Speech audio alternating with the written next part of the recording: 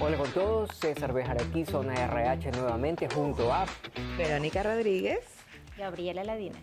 Bien, Gaby y Vero están aquí conmigo, estamos los tres juntos nuevamente, para poder hablar acerca de la siguiente pregunta que nos han hecho en la encuesta general que hicimos hace algunas semanas atrás, que fue la que dio el nacimiento a este canal.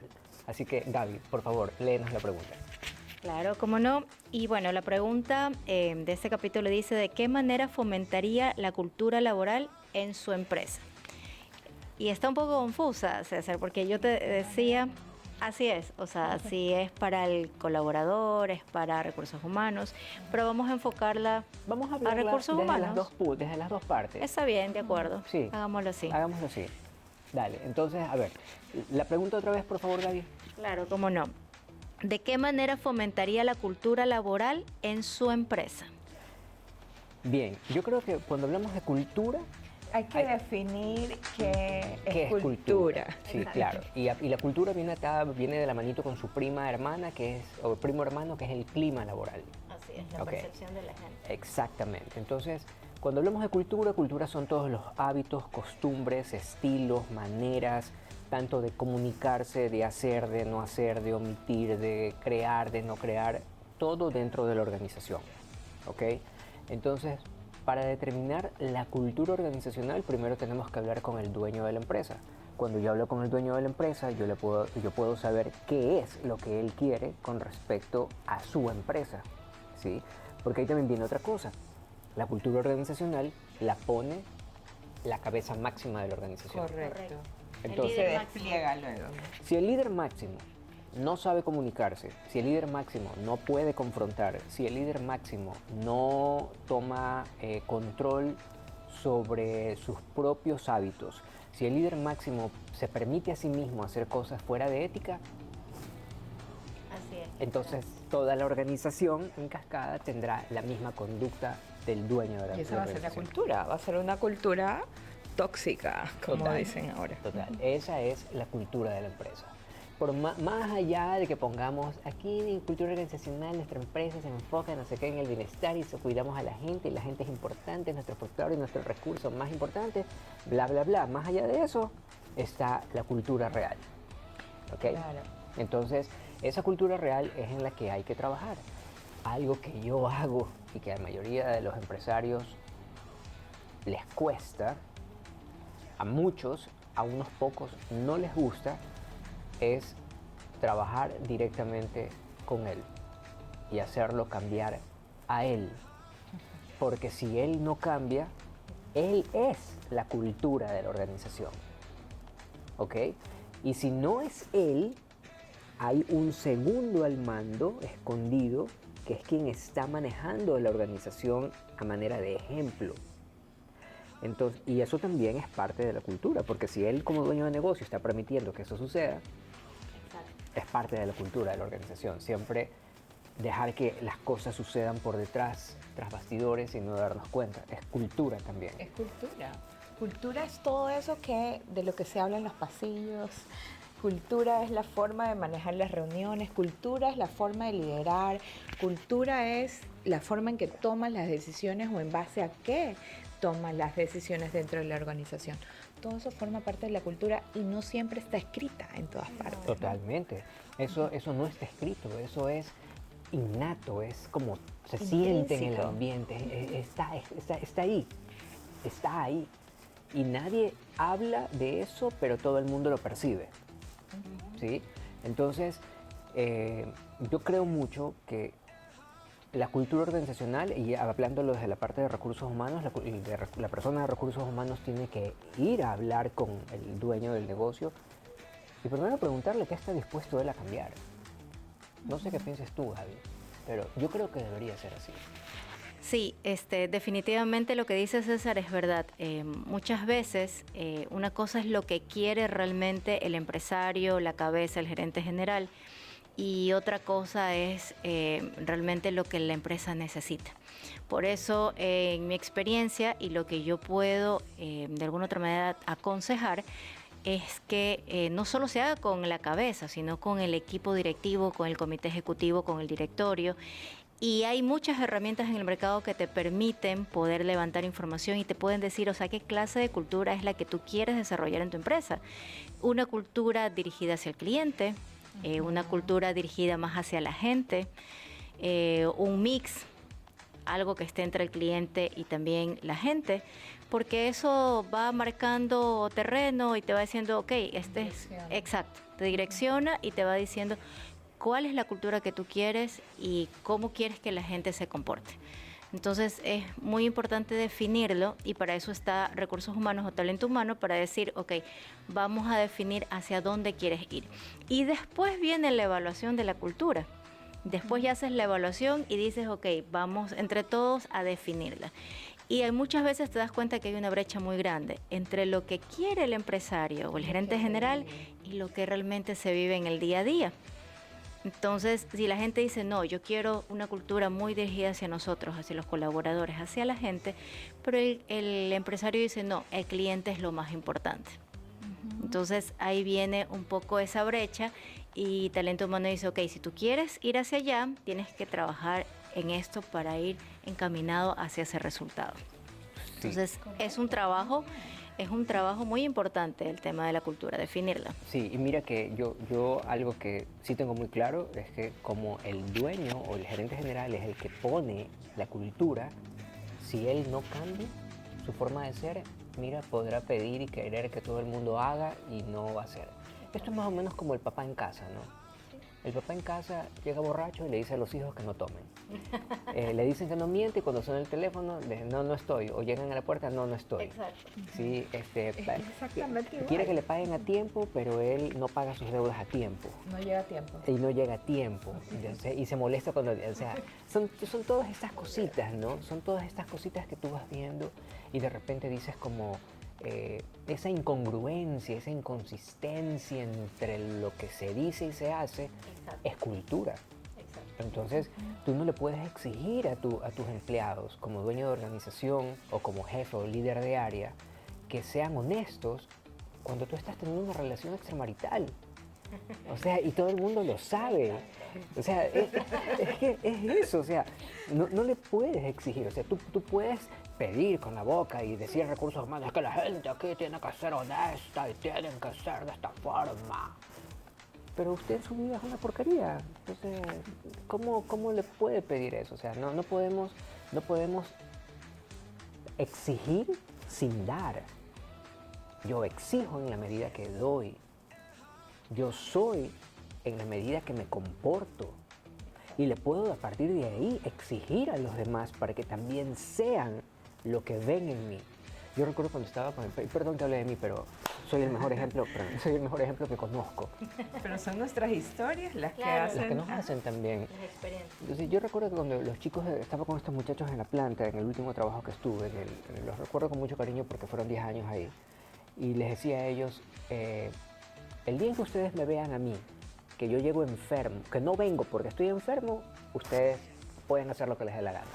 Y yo llegaba enfermo, llegaba con dolor de cabeza, hecho pedazos a trabajar y allí estaba. O me iba de viaje, porque tenía que irme de viaje por temas de la parte comercial. Y todos los muchachos, mira, ahí, o sea, ahí. ¿Por qué? Eso es ejemplo. Porque tú lideras Es con parte el de la ejemplo. cultura. Eso es cultura. Pero si ellos te ven que el primer dolor de uñas no vas, o andas jugando tenis hasta las 11 de la mañana, a las 12 del día, o sea, No puedes pretender que tu equipo haga sea óptimo y que otra cosa diferente. la empresa esté arriba, pues no, o sea, es absurdo. Entonces cuando... Y eso tiene que ver, perdón César, otra vez tiene que ver con un tema de valores. Totalmente. Porque la cultura también está centrada en valores. Correcto. O sea, al final del día siempre vamos a terminar en tema de valores. Claro, y mira, y lo ponen tan lindo con valores, pero cuando tú empiezas a analizar al personal que está, porque me ha tocado con clientes, empiezas a analizar a las cabezas de la organización, las empiezas a evaluar, a hacer pruebas, te das cuenta que están muy carentes de valores. Entonces ahí te quedas como, oye, ahí, ¿cómo hacemos ahí ¿Qué con esto? estamos hablando? Claro, entonces, porque los valores empiezan desde las pequeñas cosas que se hacen en la organización, las conversaciones, Claro. los chismes de pasillo. O están hablando de la compañera que llegó, que está buenísima, que está vestidísima, que la viene a ver un carro, que se va con uno, que se va metido donde no les importa. Eso es cultura también. Entonces, y empiezan esas conversaciones absurdas de machos, así de, no, es que quién se levanta la nueva o la más buena de la empresa, que termina siendo tan desagradable porque es como tener animales dentro de un corral tratando de ver quién se va con la vaca de mayor rango. O sea, es desagradable. Y sorry que lo diga, pero esas conductas para mí son animalescas, no son otra cosa. Sí, son animalescas. Entonces, cuando tú miras eso y ya evalúas, y tú miras y dices, chuta, este equipo está, o sea, este es el escenario ideal, pero la realidad está a 400 kilómetros abajo. Entonces tú dices así como, bueno, es un trabajo arduo y ustedes son los que tienen que empezar. Y cuando les dices, ustedes son los que tienen que empezar, algunos, no. Yo no, yo estoy bien. Todos mis errores son maravillosos y perfectos. Todos sus errores. Sí. Son maravillosos. Claro, entonces ahí es cuando miras esta doble moral que existe, no en todos, pero sí en algunos equipos de trabajo que me ha tocado verlos, donde ellos no quieren ser tocados, que los demás hagan. Yo no, porque soy jefe. Entonces así no se puede crear cultura. Ahora, vamos a responder la pregunta como si fuera un empleado, ¿no? Claro. Digamos que una persona en relación de dependencia nos pregunta cómo podemos fomentar la cultura. Mira, esto es muy simple, desde mi óptica. No sé qué opinan ustedes, luego vamos pasando el micrófono para ver cómo hacemos. Pero esto es muy simple. Yo lidero sin tener el cargo de jefe o de gerente o de director o vicepresidente o presidente. Tú lideras estando como guardia en la puerta. Correcto. Tú lideras estando en tu punto de trabajo, en tu puesto en la máquina donde estás. Tú lideras estando en el escritorio como asistente, como auxiliar contable. Tú siempre vas a liderar. Porque la gente alrededor tuyo siempre se influencia por lo que tú estás haciendo. Si tú eres consciente de eso, que todo el tiempo estamos influyendo sobre la gente a nuestro alrededor, solo con nuestra presencia, solo con llegar, solo con la forma como te paras, la gente se da cuenta. Y todo el mundo te va a tratar diferente a como tratan al salvaje que no tiene conciencia de eso. Entonces, ¿cómo fomentas la cultura? ¿Cómo fomentas una cultura óptima para ti? Con tu ejemplo. Solamente con tu ejemplo. ¿Con liderazgo? Tienes que tener claridad. Es que a veces confundimos el tema del liderazgo, Vero, con el cargo. Claro, sí. O sea, confundimos eso y eso está muy metido dentro de nuestra cultura latina. Pero no es así. Así o sea, es. no tiene por qué ser así. No tiene. ¿Por qué? Porque el que es líder, ¿con qué empieza? Consigo mismo, pues. Claro. Yo lidero este cuerpo, lidero estos deseos, lidero estos antojos, lidero este pensamiento, lidero este intelecto. ¿Qué le estoy dando de comer al cuerpo? ¿Quiero tener un problema de diabetes a futuro? Trago porquerías. ¿Me controlo en la comida? ¿Me puedo comer unos dulces? Pero sé que al día siguiente tengo que hacer ayuno intermitente y hacer ejercicios para quemar todo eso que se acumula al día. O sea, si no tengo el conocimiento de cómo funciona el cuerpo, no puedo ser líder de mi cuerpo. Y ahí tenemos a la gente que está en problemas, que tiene situaciones, obesidad mórbida, que tienen cosas que los atacan, que la presión, que la diabetes, que temas de cáncer, etc. ¿Por qué? Porque no aprendí a liderar. Lo primero que tengo que es esto. ¿Qué es esto de aquí? En el momento que yo conozco cómo funciona esto, puedo liderarme y puedo tener conciencia. Ok, ahora vamos al intelecto. Si yo no tengo predisposición para aprender nada, porque creo que ya todo lo sé y ya lo hice, y yo toqué el cielo con las manos con el PhD que saqué, entonces usted ya murió hace rato. Claro. ¿Por qué? Porque usted tiene que estar en constante y continuo estudio. Si usted no está en continuo estudio, usted está estancado y todo lo que se estanca se pudre y usted es 70% agua. Así que tiene que tener claridad en eso. Temas de biología. Sí, también, todo. Entonces, con eso, yo liderándome, yo siendo consciente del cuerpo, puedo enseñarle a mi alrededor, al círculo más cercano que es la familia, cómo comer, qué hacer, darnos un festín de repente de una pizza un fin de semana, pero sabemos lo que tenemos que hacer el día siguiente, sabemos cuáles son las actividades para que no se dañe el cuerpo. Entonces la gente, los más pequeños, la familia, observa y ejecuta. Lo mismo sucede dentro de la organización. Tú estás dentro de la organización, ¿cómo fomentas esa cultura? Con tus valores puestos en práctica dentro de la empresa. Es mi opinión. No sé ustedes, chicas, qué O opinan. sea, realmente tuve la oportunidad de trabajar también en una industria y también al personal operativo. Cuando conversaba con ellos me decían, pero es que el líder no lo hace, el supervisor no lo hace, entonces yo tampoco lo voy a hacer. Entonces, algo que sí me tocó trabajar en las charlas y en las conversaciones que tenía con ellos es que el profesional no es el que tiene el título, y siempre les decía a ellos, no es necesario que usted tenga un título de tercer nivel, de cuarto nivel, para que se convierta en un profesional. Es su manera de actuar. ¿Cómo tú actúas ante tus responsabilidades, ante tus funciones, ante tu jefe, ante la empresa? Es tu nombre, es tu marca personal. O sea, puedes ser un operador, un auxiliar de producción, un auxiliar de limpieza, pero ¿cómo haces tu trabajo? ¿Cómo te proyectas? ¿Cómo tu conducta dentro de la empresa, que tiene que ser muy, muy buena, ¿ya? Realmente es lo que habla de ti, es tu nombre y apellido. Y no necesariamente tienes que tener un puesto de mando medio, de supervisión o de líder para poder hacerlo. Y a veces hay personas que sí te escuchan y de alguna otra manera asientan y te dicen, es verdad, o sea, yo también puedo ser un líder, y eso va fomentando la cultura, como mencionaba César. Sí, pues sin duda, yo creo que la cultura nace y empieza por el liderazgo. Y el liderazgo, para mí, se resume en una sola frase, que es inspirar. Es inspirar, o sea, y tiene que estar pegado mucho a la integridad, porque tú tienes que ser y parecer, no solo... no solo por el hecho de decir, ok, yo soy jefe, soy líder, ya soy, sino que tienes que ser. Y muchas veces el cargo de jefatura tampoco viene agarrado de liderazgo. Exacto. Ok. Así es. ¿Sí? Entonces un poco de todo, ¿no? ¿Cómo podemos inculcar eso hacia el trabajador, acompañándolos en su desarrollo, ¿no? Fomentando siempre una cultura de integridad, fomentando el tema de valores, más allá de una visión y una misión que también forman parte como de tu cultura organizacional, es acompañar a las personas y comunicar siempre ese hacia dónde quiere llegar la empresa o qué es lo que quiere ser la empresa.